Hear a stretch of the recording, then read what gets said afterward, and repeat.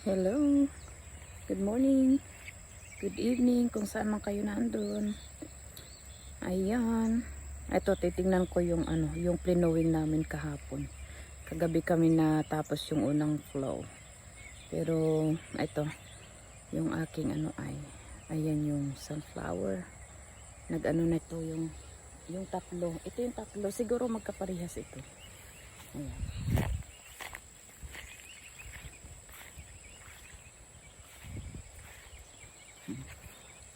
Yung aking upo, tingnan nyo. Nag-ano na siya, namumulaklak na siya. Ito. Ayan yung ginawa ko sa kanya. Tinali ko siya dyan sa poste. Ayan, para hindi maano ba yung kanyang mabali. Kasi yan. Ayan na guys, oh. Wow! Umpisa na.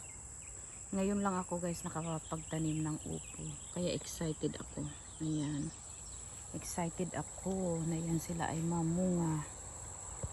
Ayan. Lalago pa naman kasi yan eh.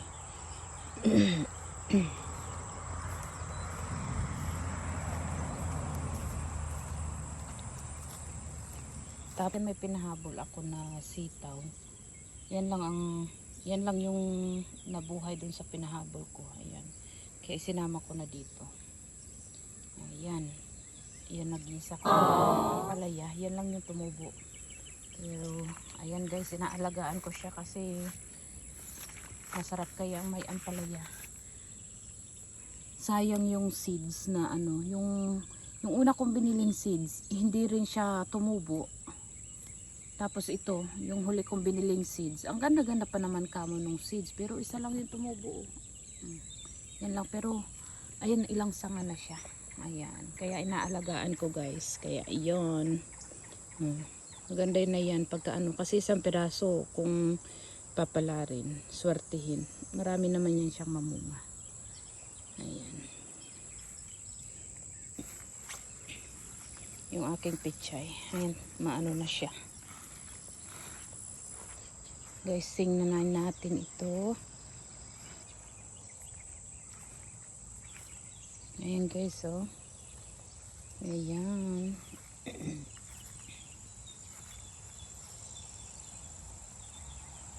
Ayan. Ayan na guys yung ginawa namin kahapon. Kahapon ng hapon. Ayan, hindi ka kasi makakapag flow ng tanghali dahil grabe ang init. Ito lang guys, yan. Yan lang yung area na ito ang aking plinowing. Yan. At tinulungan ako ng aking lalaki. Nagaano rin siya na matuto siya. Kaya ayan guys, oh, tingnan niyo yung lupa. Ayan. Hindi pa yan guys tapos. Pero ginawa ko to dahil nagmo-mowing ako dito. Kailangan kong i-mowing katulad niyan. Ayan, yung area na yan, ipoplow ko din yan. Ipoplow ko para yung lupa mag-even ba siya. Ayan. Ipoplow ko.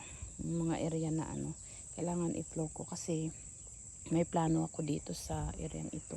Yung mga gilid-gilid may plano ako dyan sa tabi ng bakod. Kaya ayan. Ang balak namin dyan sunod na taon. Hanggang dyan ang aming ang gagawin namin ng pagkain namin.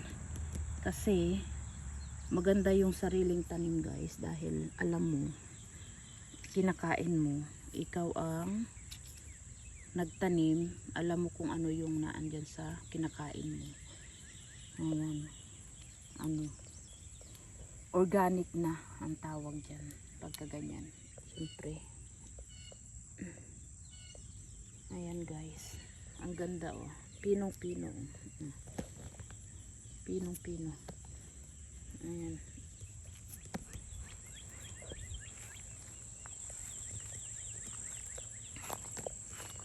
Ayan guys, oh, nag-umpisa na yung lima beans. Gusto ko kasi yung lima beans eh. Alam nyo, ko na naisipan. Late ko na naisipan na magtanim yan. Kaya ayan, tuloy. Ang daming ibon dito guys. Katulad dito ngayong umaga, maaliwalas yung maaliwalas ang panahon dahil maaga pa. Ayun.